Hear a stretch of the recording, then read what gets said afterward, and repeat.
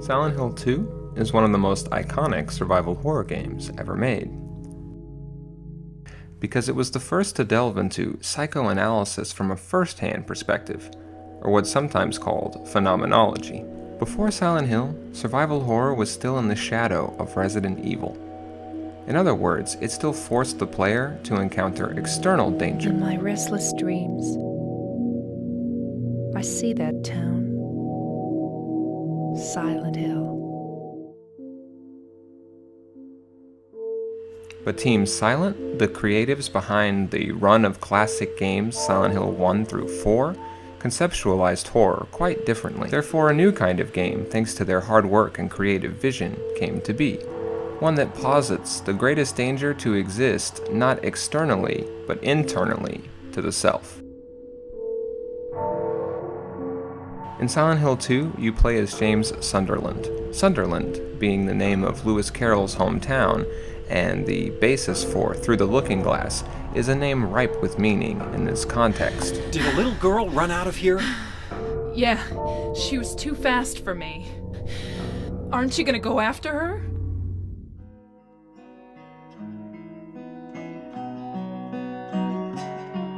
I got a letter. The name on the envelope said, Mary. My wife's name. We all probably know the premise. James receives a letter from his long-dead wife, which begs him to return to their special place in Silent Hill. That's what I keep telling myself. A dead person can't write a letter. But none of the details really matter that much, I claim. Because even if throughout the game we're given hints as to the town's origin and history, Silent Hill for James isn't so much physically real as it is a place which manifests his pent-up psychic forces. What could she mean? But, you might say, he meets other people in this terrifying husk of a town. The question then arises, who are they? Are Angela and Eddie other versions of James? So what'd you do? Robbery? Murder? Nah, nothing like that. Or are they, too, lost souls damned to roam this nightmare without rest? Frankly, it's hard to say for sure. We're given clues that, at least in Angela's case, the town manifests differently for her than for James. But here's the kicker. They may as well all be in there alone. This town, there's something wrong with it. It's no good. They wouldn't listen. Nobody will ever forgive me. Because they don't really relate or connect with one another. They're each lost in a private hell, and that seems to be the overall point. James, I'd do anything if I could be with her again. Me too. I'm looking for my mama. I mean my mother. Angela is dealing with abuse and neglect she suffered as a child. And Eddie? Well, Eddie's dealing with guilt for having killed someone, a bit like James. What binds these three together is that none of them can face their demons head-on, and so they run for the refuge of the only place open to them, the dubious safety of a town called Silent Hill. The foggy, screeching streets of Silent Hill are, of course, metaphors for repression, for the mind's defense mechanism of forgetfulness in the wake of deep trauma. Each of the adults roaming Silent Hill streets are suffering from trauma that challenges or even destroys their sense of self. It blinds them, literally thanks to the fog, from themselves. None of your business. You didn't love Mary anyway. A major principle in psychoanalysis is that repression does not work. What you try to run from is only strengthened by your fear and disgust. Our monsters will not stay in the basement or locked up. Oh my God. Who could have? They always rise to the surface, just in disguises far more horrifying than ever.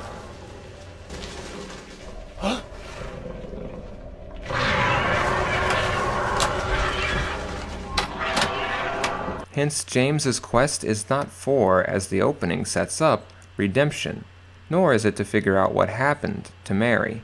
James knows exactly what happened to her, just as he craves anything but forgiveness. No, what James is up to is a mystery even to his own conscious mind, as it is to the player until the final moments.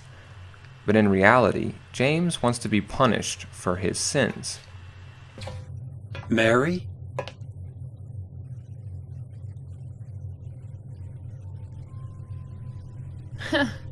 Wrong again.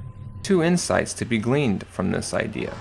First, that the player in Silent Hill 2 functions as James's conscious mind, while the game world itself functions as metaphor for his unconscious. Second, James's quest to punish himself is seeped in a kind of religious ideology. It's a manifestation of psychosis brought on by guilt and shame. The truth is, part of me hated you for taking away my life. You killed me, and you're suffering for it. James grew apart from his wife physically. The sex he once craved is reflected back at him, Hall of Mirrors style, as a grotesque horror throughout the game. Do I look like your girlfriend? No, my late wife. The impact on his psyche of watching Mary whittle away into nothing, ravaged by disease, also comes to the forefront of the game's aesthetic. By the second half of Silent Hill 2, everything from the walls to the creatures themselves take on a kind of slimy, rotten fleshiness that conveys pure body horror.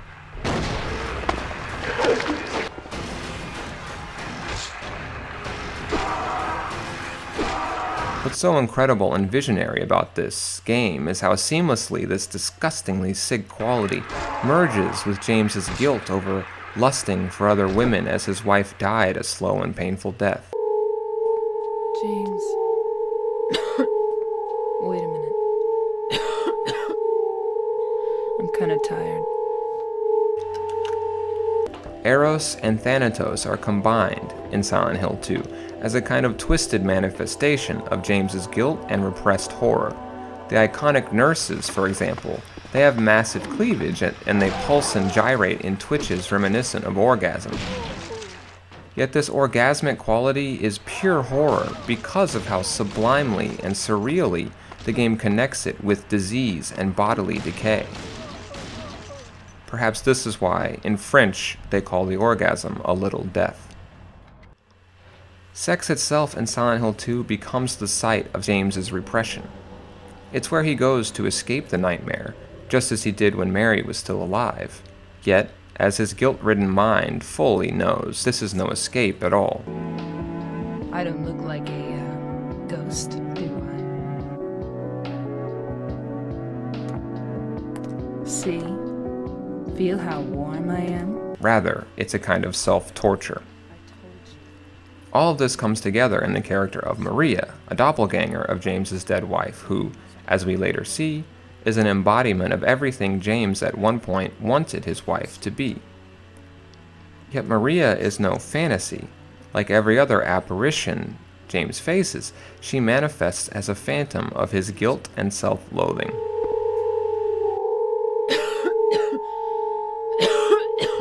But this goes deeper than even that. It points to what in Lacanian psychoanalysis is called the gap between sexes.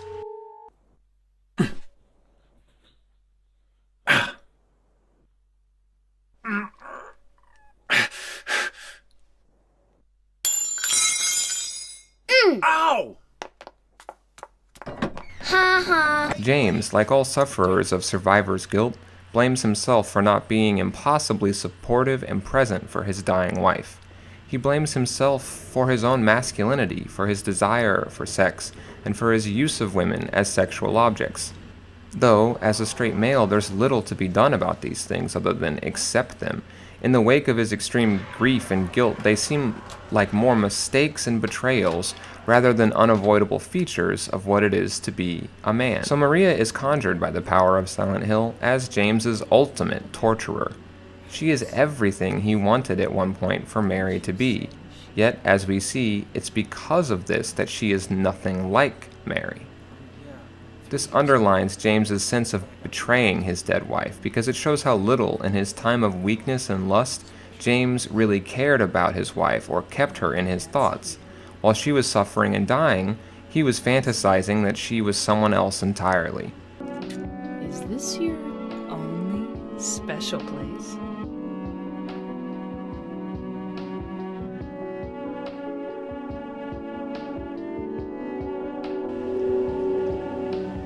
And now, through Maria, James will have to lose and re-lose a semblance of Mary over and over again. Repetitious, both like his fantasy was repetitively indulged as masturbatory act, and also like the repressed memories of his wife's death as they continue to bubble to the surface of James's consciousness.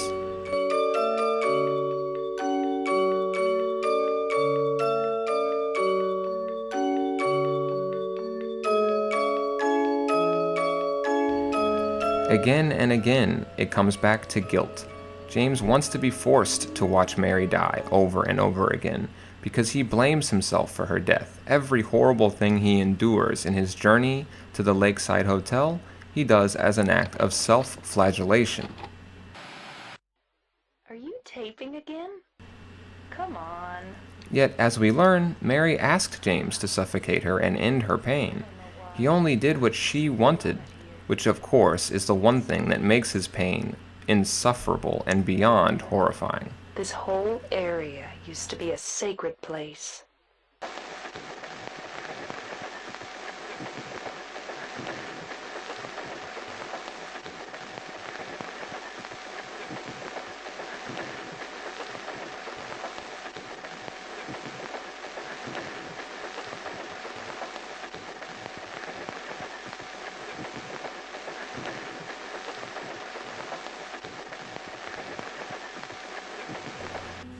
Because James knows that somewhere deep down, he relished the idea of Mary's death.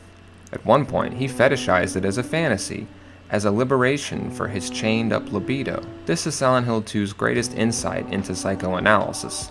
Sometimes getting what you want is worse than anything. Because fantasy is fantasy, and the reality of living alone with guilty memories is another thing entirely. But as we find by the end of the game, all of James's interpretations of his role in Mary's death are wrong. This idea is central to psychoanalysis as well. Life simply happens.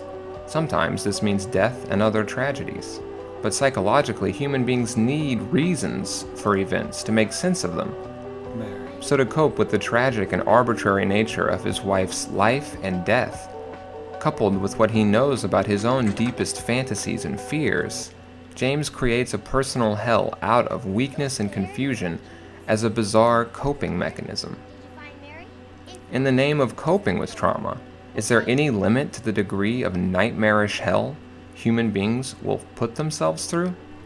This is the ultimate question Silent Hill 2 raises.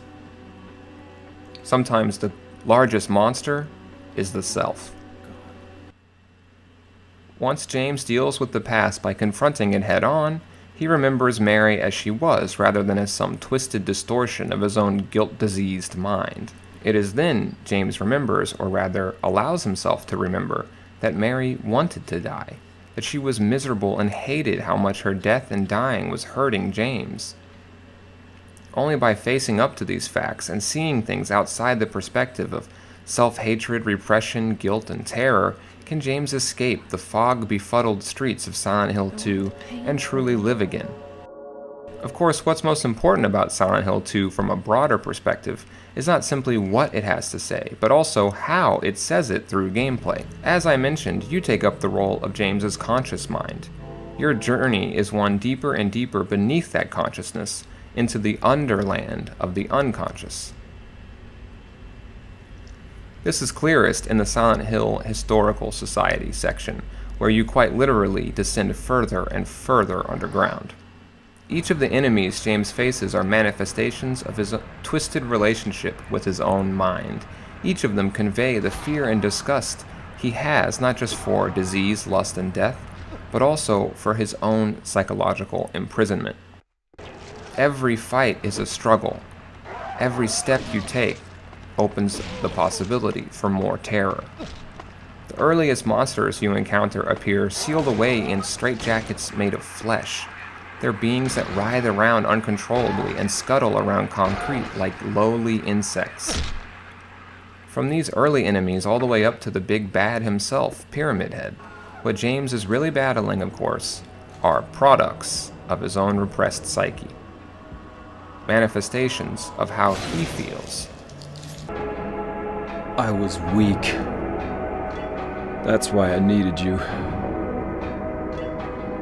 Needed someone to punish me for my sins. But that's all over now. I know the truth.